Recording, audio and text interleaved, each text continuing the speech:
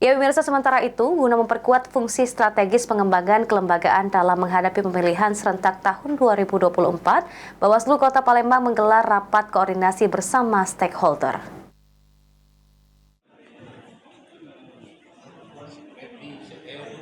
Bawaslu Kota Palembang menggelar rapat koordinasi bersama stakeholder untuk memperkuat fungsi strategis pengembangan kelembagaan dalam menghadapi Pilkada Palembang tahun 2024. Peserta rapat ini terdiri dari organisasi kemasyarakatan, organisasi kepemudaan, dan juga tokoh-tokoh seluruh agama. Yusnar menjelaskan, elemen masyarakat sendiri sangat penting karena bersentuhan langsung dengan pemilih, khususnya warga Kota Palembang. Agar selalu bersinergi untuk memperkuat pengawasan demi terwujudkan pemilu kada yang jujur, adil, dan berintegritas. Memperkuat